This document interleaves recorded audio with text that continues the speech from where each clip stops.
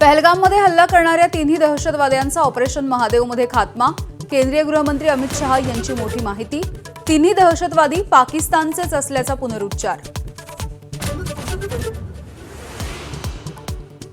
नेहरूंनी 1947 ला एकतर्फी शस्त्रसंधी केल्यामुळे आज पाकव्याप्त काश्मीर.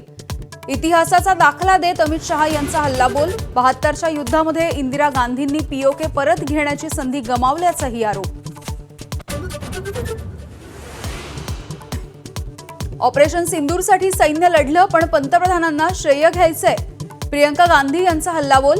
26/11च्या हल्ल्यावेळेला तत्कालीन गृहमंत्र्यांच्या राजीनाम्याची आठवण करून देत शहांना हल्ल्याची जबाबदारी घेण्याचं आव्हान. वादग्रस्त विधानं आणि कृती अजिबात खपवून घेणार नाही. सरकारला अडचणीत आणणाऱ्या मंत्र्यांना मुख्यमंत्र्यांकडून तंबी. ही अखेरची संधी असल्याचाही इशारा.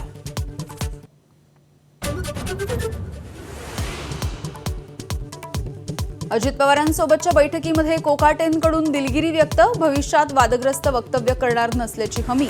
अजित पवार यांच्या निर्णयाकडे लक्ष. कोकाटेंची मंत्रिमंडळ बैठकीला हजेरी.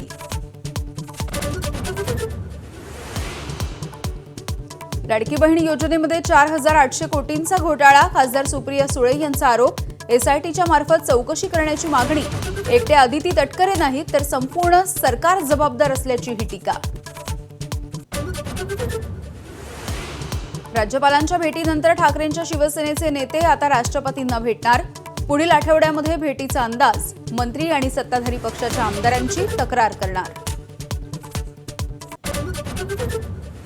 5-6 जणांची रेव पार्टी असते का? जावई प्रांजल खेवलकर यांच्या अटकेवरून एकनाथ खडसे यांचा सवाल.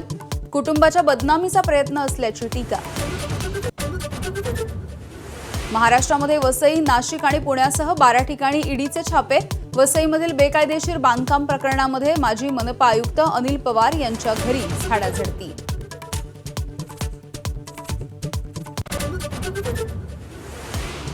मुसळधार पावसामुळे पुण्यामधील खडकवासला धरणामधून मुठा नदीमध्ये विसर्ग. नदीपात्रालगत असलेल्या इमारतीच्या पार्किंगमध्ये पाणी तर भिडे पूल आणि रस्तेही पाण्याखाली.